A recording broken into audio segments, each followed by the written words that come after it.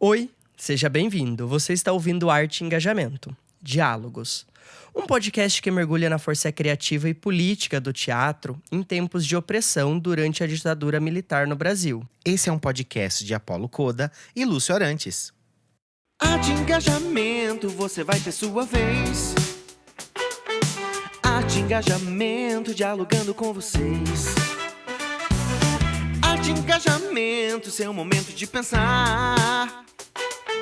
Arte e Engajamento, diálogos pra se lembrar. Neste primeiro episódio, a gente vai voltar no tempo, lá para os anos de 1950 e começo dos anos 60.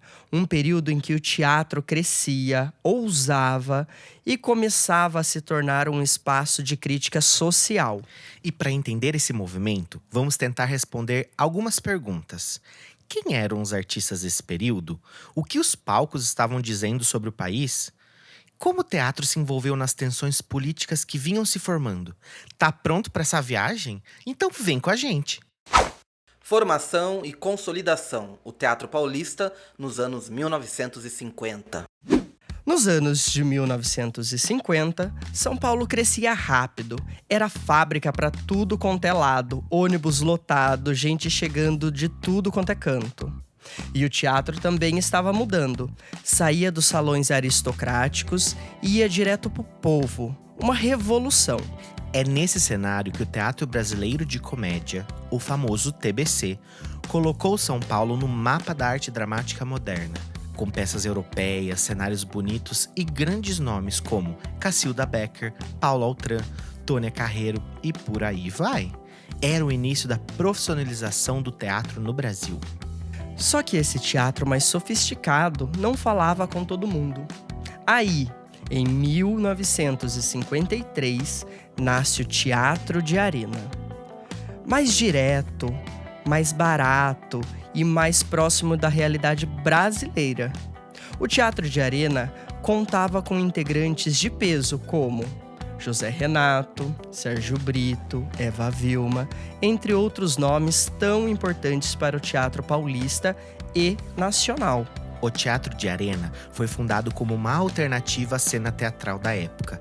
A intenção era apresentar produções de baixo custo em contraposição ao tipo de teatro que se via praticado pelo TBC, que tinha um repertório quase que integralmente internacional. E foi aí que o Arena se construiu e amadureceu o seu fazer teatral. Lá pelos idos de 1950, o Arena passava por dificuldades financeiras. Mas tudo muda quando Gianfrancesco Guarnieri, um jovem ator, egresso do Teatro Paulista do Estudante, Guarnieri escreve Eles Não Usam Black Tie. A peça é um sucesso e coloca o Arena no centro da cena nacional. O autor traz um respiro para o coletivo, pois Guarnieri tinha sérias convicções sobre o teatro que se deveria fazer no Brasil. O texto de Gianfrancesco Guarnieri foi um tremendo sucesso, ficando mais de um ano em cartaz. O êxito foi tão grande que abriu espaço para o surgimento de um movimento que constituiu-se nos seminários de dramaturgia, que tinha por objetivo revelar e expor a produção de novos autores brasileiros. Com a peça Eles Não Usam Black Tie, o grupo de jovens artistas colocou nos palcos um teatro essencialmente brasileiro, popular e que falava com o povo.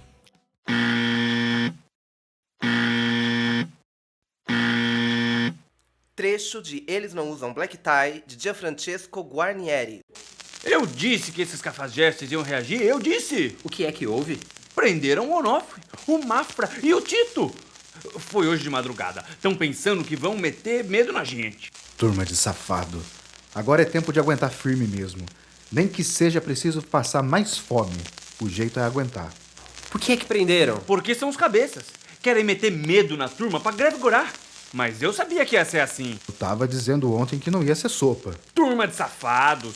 E o Antônio do Boteco dizendo que quem entrar na greve é vagabundo. E tudo isso por causa de mais 3.000 cruzeiros. Shhh, Braulio, o negócio tá ruim pro teu lado. O Zequinha veio avisar pra tu não ir pra casa que tem uns homens da polícia na porta. Já tô sabendo. Querem vir pra cima de mim também. por causa do sindicato. Deixa eles pra lá. Tá tudo errado, tá tudo errado. O texto é considerado uma virada simbólica no teatro brasileiro. Pela primeira vez, o trabalhador urbano vira protagonista da história. O teatro passa a falar da vida real. Greves, pobreza, conflitos familiares. Com um enredo ambientado em um morro carioca que retrata o cotidiano da família de Romana e Otávio e seus filhos, Tião e Chiquinho, o pai e Tião trabalham em uma fábrica e quando os funcionários decidem entrar em greve, o filho, prestes a casar com a noiva Maria, que está grávida, hesita em aderir ou não à greve. Em torno desse conflito central, todos os demais se estabelecem. Otávio, o pai, representa uma geração de operários forjadas na luta sindical, na esperança coletiva de transformação. Já Tião, o seu filho, quer distância desse mundo. Ele sonha com estabilidade, com família, com um futuro individual, mesmo que isso signifique calar diante da injustiça. O embate entre os dois é mais do que pessoal. É um retrato das tensões vividas por uma juventude pressionada entre a sobrevivência e o engajamento político. A peça é uma denúncia, sim, é uma denúncia, mas também um relato sensível e humano da classe trabalhadora, tentando viver com dignidade e que reprime quem ouse se levantar contra esse sistema cruel com os mais pobres. A linguagem direta, os cenários simples, os personagens reais, tudo conspirava para um teatro acessível e político. Com Eles Não Usam Black Tie, o palco passou a falar a língua do povo. E isso teve um impacto profundo. De repente, o teatro já não era mais um espelho da Europa. Era o reflexo do Brasil real. E isso incomodou, porque um teatro que mostra a verdade tem poder. E esse poder, poucos estavam dispostos a tolerar nos anos que viriam. Carcará, lá no sertão, é um bicho que voa que nem avião. É um pássaro malvado, tem o bico volteado que nem gavião.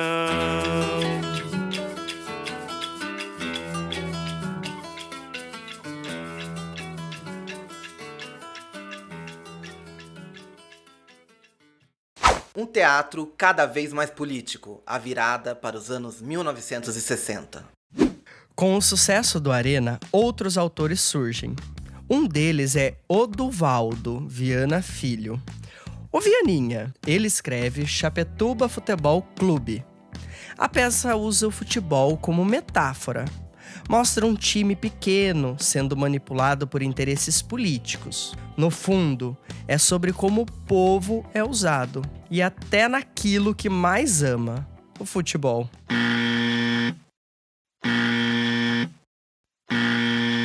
Trecho de Chapectuba Futebol Clube, de Oduvaldo Viana Filho. O que é que você quer, Benigno? Abraçar você. E a nossa amizade, Maranhã? E continua nossa, Benigno. Você não tá precisando de dinheiro, hein? Como é? Epa! Por que, moço? Maranhã.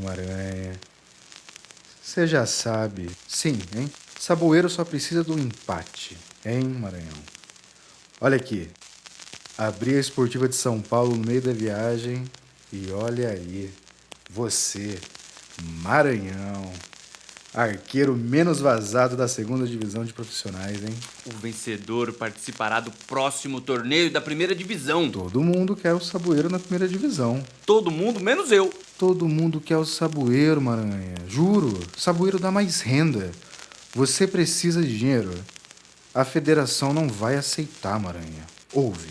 Vai dizer assim, ó. O estado do Chapectuba é muito pequeno, não é não? Tá bem? Então diz. A inscrição de fulano não corresponde. Vai descobrir qualquer coisa até enterrar o teu time na papelada suja. A federação prefere Saboeiro. O juiz é da federação, Maranhã. Ele come por causa dela. Uma mentira sua, Benigno. Só o empate, Maranhão. Outro não, Benigno. Já tá perdido, Maranhã. Me entende. Ninguém desconfia, rapaz. Até hoje, em Saboeiro, ninguém disse que você se vendeu. Ninguém desconfiou daquele pulo. Você disfarça bem, pulo bonito, a bola entra, ninguém diz nada. Desiste, Benigno. Tá perdendo o cuspe. Calma, você já tá machucado. Fica de fora, só saído. Põe o Bila no teu lugar, só isso. Vai embora, Benigno. É pior ficar aqui. Não posso, Maranhão. Não posso. Você tá vendo as coisas erradas. Você não vai ficar aqui. Tua vida é em São Paulo, num time de lá, cidade grande, luminoso berrando. Eu sei que é o que você tá querendo fazer. Você sempre sonhou assim. Vai embora, Benigno. É pior ficar aqui. 25 mil, Maranhão. Não preciso. Tô botando dinheiro no teu bolso. 50 mil. Posso telefonar amanhã cedo? Eu só quero ficar em paz. Eu te conheço, meu Maranhão. Você tem cabeça quente. Precisa esfriar ela pra pensar. Pra pensar certo. Eu telefono amanhã cedo. Até amanhã, pessoal. Muito sucesso. Com o Chapectuba Futebol Clube, Vianinha, como era conhecido Duvaldo Viana Filho, nos apresenta um retrato ácido do Brasil, que começa a se desenhar no final dos anos 50. Um país em desenvolvimento, mas ainda marcado pela corrupção estrutural e pela manipulação dos sonhos populares. A escolha do futebol como metáfora não é um acidente. Em um país onde a paixão pelo esporte une ricos e pobres, a peça nos lembra que até mesmo o que parece ser apenas diversão pode ser contaminado pelos jogos de poder. A história do time de várzea manipulado por interesses políticos e econômicos é, na verdade, a história de um país inteiro sendo instrumentalizado por elites. Assim como em Eles Não Usam Black Tie, aqui também tem um personagem que precisa escolher: vender os seus valores ou resistir. É o mesmo dilema, mas com bola rolando. Mas Chapectuba vai além, viu? Ele denuncia como até os símbolos mais puros de identidade nacional podem ser usados para mascarar desigualdades e silenciar vozes. O Teatro de Arena, mais uma vez, se afirmava como espaço de crítica e reflexão. A peça não propõe respostas fáceis. Ela escancara as feridas de um país à beira de uma ruptura política e moral. Chapectuba era só o espelho de um país. A paixão popular sendo explorada por interesses escusos. Era o povo, mais uma vez, sendo utilizado. Enquanto isso, em 1958, nasce o Teatro Oficina, com José Celso Martinez Correia. O Zé Celso, Evoé! Amir Haddad, Renato Borg, Ítala Nandi e Eti Fraser. O grupo incorpora as mais significativas transformações do teatro mundial que vão revolucionar a linguagem teatral aqui no Brasil. O Teatro Oficina é mais corpo, mais grito, mais provocação. Mistura samba, poesia e música de protesto. Tudo é resistência à informação. Podem me prender, podem me bater, podem até deixar-me sem comer, que eu não mudo de opinião. Daqui do morro eu não saio, não. Daqui do morro eu não saio, não. O teatro às vésperas da repressão, a chegada de 1964. Em 1960, o Pagador de Promessas de Dias Gomes leva para o palco a história de Zé do Burro, um homem simples que só queria pagar uma promessa. Mas ele esbarra num padre rígido e num sistema que não entende sua fé. A peça emociona, mas também incomoda. Foi um espetáculo de impacto, realizado pelo Teatro Brasileiro de Comédia, sob a direção de Flávio Rangel, que consolidou a adesão da companhia à dramaturgia nacional.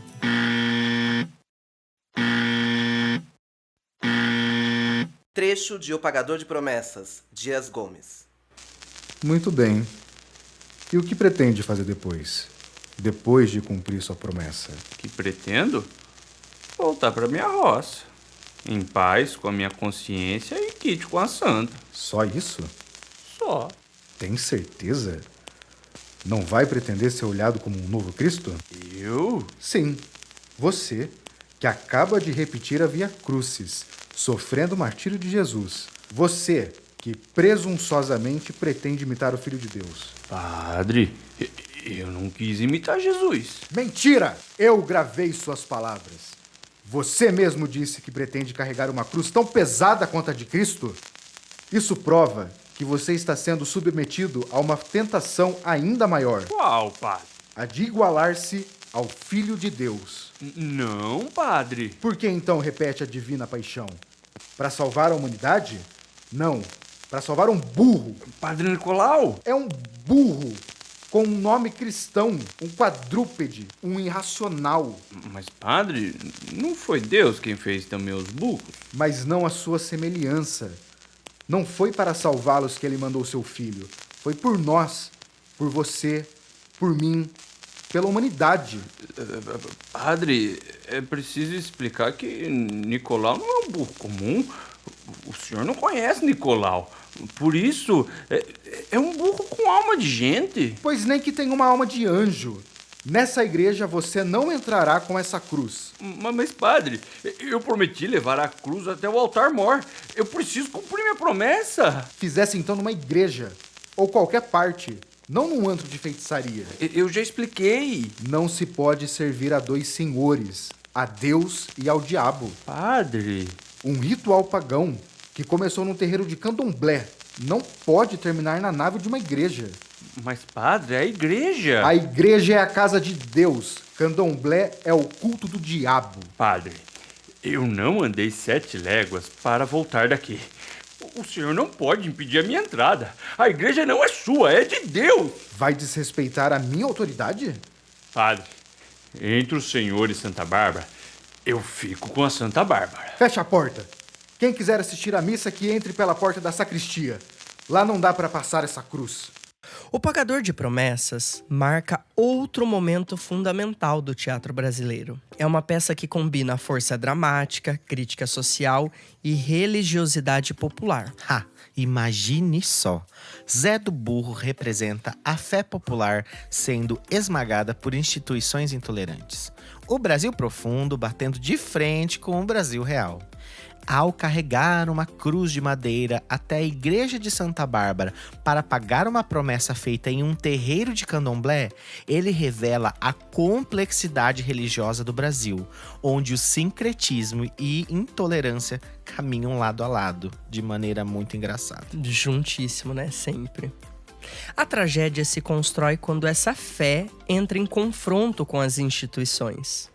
O padre, aquele rígido, não o aceita. A igreja o rejeita e o Estado, sempre vigilante, vê em Zé uma ameaça. Tudo isso culmina na morte de um homem que só queria cumprir uma promessa. A metáfora é poderosa. O Brasil institucionalizado, elitista e autoritário aniquila aquilo que é popular, mestiço e livre. A peça não apenas denunciava o moralismo e a hipocrisia das instituições religiosas e políticas, como também antecipava o que estava por vir: a repressão aos corpos dissonantes, aos saberes periféricos e à cultura popular. Não por acaso, em 1962, a adaptação da peça para o cinema venceu a Palma de Ouro em Cannes. O mundo reconheceu ali uma dramaturgia viva, crítica e ousada. Mas internamente, aqui no Brasil, o clima era só de tensão. O teatro falava cada vez mais alto e o poder não gostava de ouvir. A peça foi um sucesso, virou filme, ganhou Cannes, mas também acendeu um alerta, viu?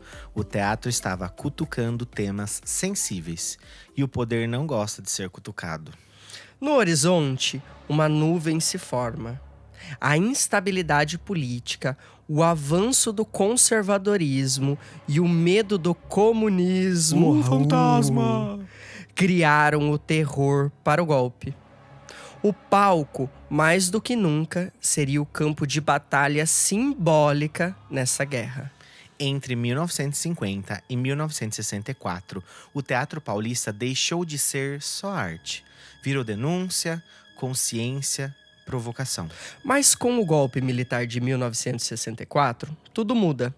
A censura chega, os palcos são vigiados, a liberdade começa a desaparecer. Como os artistas resistiram? É isso que a gente vai ver no próximo episódio. Podem me prender, podem me bater, podem até deixar-me sem comer, que eu não mudo de opinião. Daqui do morro eu não saio, não. Daqui do morro eu não saio, não. Se não tem água, eu furo um poço. Se não tem carne, eu compro um osso e ponho. Se você na curtiu, sopa e deixo segue a gente, compartilha com quem gosta de arte e história. E até o próximo capítulo dessa jornada. Esse episódio faz parte do podcast Arte, Engajamento, Diálogos, uma produção que investiga as relações entre arte, política e resistência nos palcos do Brasil. Roteiro e pesquisa, Lúcio Arantes. Direção, Apolo Coda e Lúcio Arantes. Narração, Apolo Coda e Lúcio Arantes. Edição e montagem de áudio, Apolo Coda. Trilha sonora, a seleção musical é feita por Lúcio Arantes. E a interpretação das canções é de Apolo Coda. Obras teatrais: Eles Não Usam Black Tie, de Gianfrancesco Guarnieri. Chapetuba Futebol Clube, de Oduvaldo Viana Filho. O Pagador de Promessas, de Dias Gomes. Consultoria e Revisão Histórica, Lúcio Arantes. Produção executiva, Apolo Coda. Apoio e financiamento, PNAB, Política Nacional Aldir Blanc de Fomento à Cultura de Araras. Na leitura dramática de Eles Não Usam Black Tie temos, como Otávio, Alexandre Romanelli, como Jesuíno, Paulo Trova, como Braulio, Douglas Moraes, como Romana, Larissa Henklin, como Tião, Felipe Claudiano. Na leitura dramática de Chapetuba Futebol Clube temos, como Maranhão, Alexandre Romanelli, como Benigno, Douglas Moraes. Na leitura dramática de O Pagador de Promessas temos, como Padre, Douglas Moraes, como Zé, Alexandre Romanelli. Esse podcast foi gravado em JB Studio e Omega House Studio, na cidade de Araras. E a mixagem e masterização feita por Felipe Claudiano. Eu furo um poço, se não tem carne, eu compro um osso e ponho na sopa e deixo andar, deixo andar. Fale de mim quem quiser falar, aqui eu não pago aluguel. Se eu morrer amanhã, seu doutor, estou pertinho do céu. Podem me prender, podem me bater, podem até deixar-me sem comer, que eu não mudo de opinião. Daqui do morro eu não saio, não.